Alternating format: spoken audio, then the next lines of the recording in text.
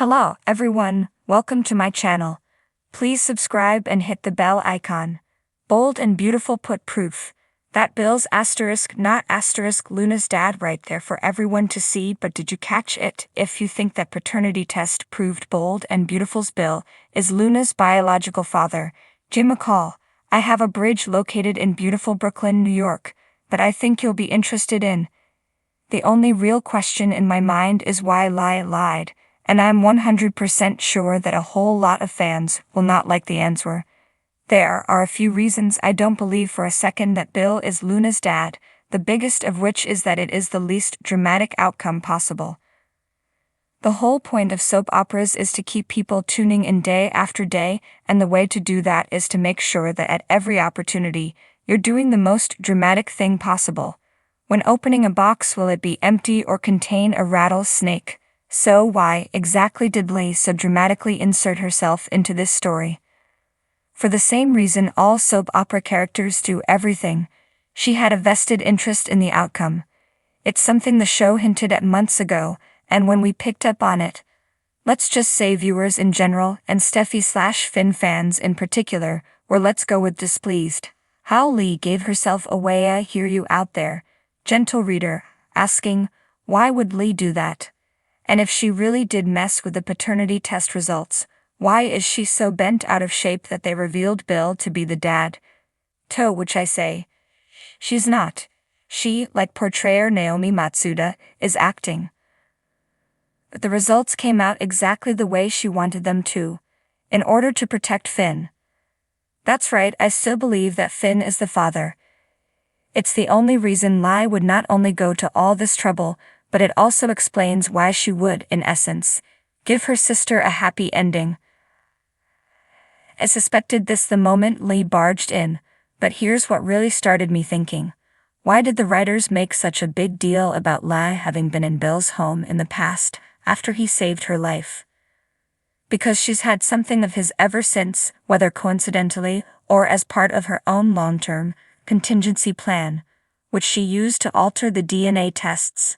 I'm 100% sure that at some point, we will see a flashback proving that Lee'd already run the paternity test using Bill's DNA, as well as that of one of his other children.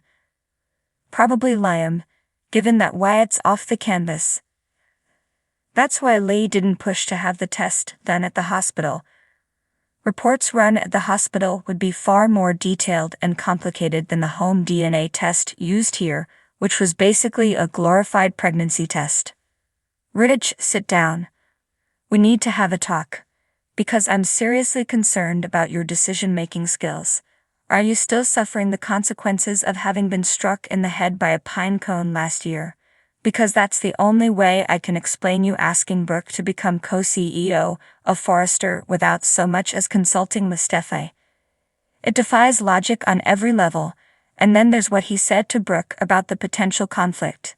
Steffi wasn't happy with me, but in the end it all worked out, he said of the hope for the future issue, even as his daughter was fuming about having been overruled. He followed that brilliant bit of insight up with, the two of you, running this company together? I think it'll be great. What company would purposely create conflict between its co-CEOs? Thankfully, Brooke was smart enough to recognize the perils and to reject her husband's proposal.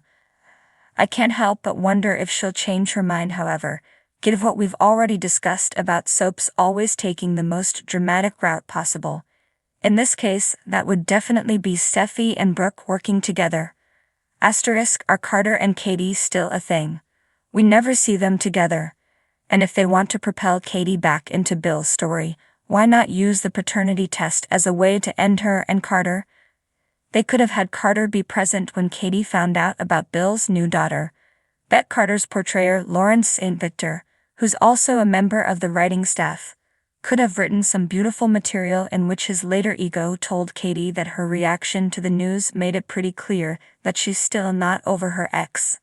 Asterisk, as I ask every week at this time, wonder what Paris is up to these days, other than hanging out in the opening credits. I'm glad Carter was at least mentioned as a CEO candidate. Frankly, he's probably more qualified than Ridge, Steffi, or Brooke.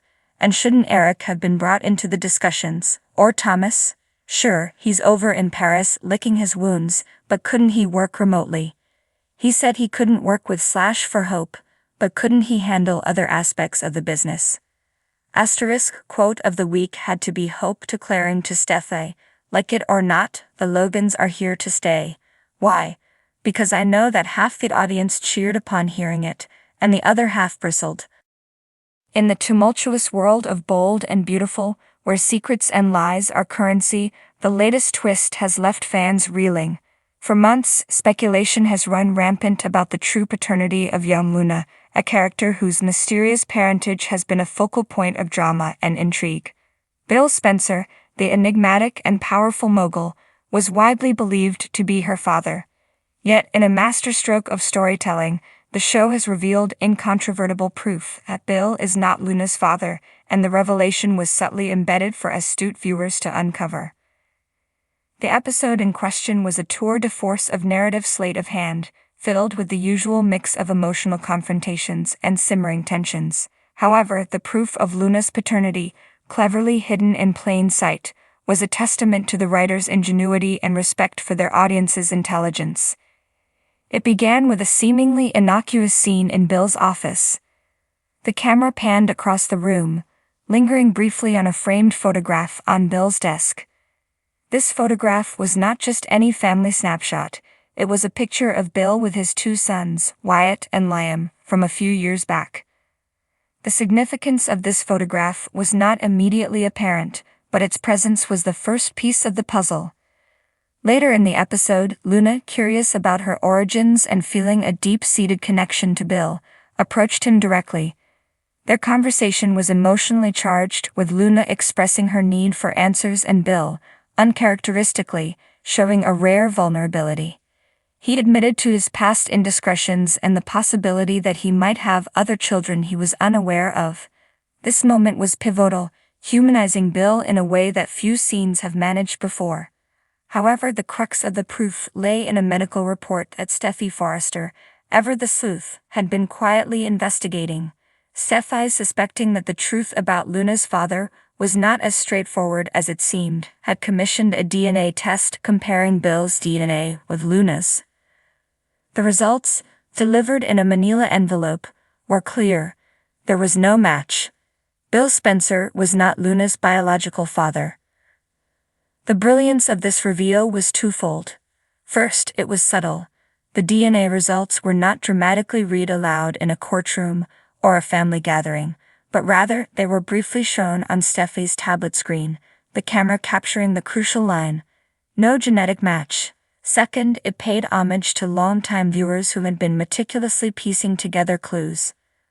Moreover, there was an earlier conversation between Quinn and Eric Forrester that held additional weight in hindsight. They reminisced about a time when Quinn had fabricated a paternity test to make Wyatt seem like he was Bill's son. This nugget of history served as a red herring for viewers, leading them to believe that history might be repeating itself. But the writers deftly turned this expectation on its head.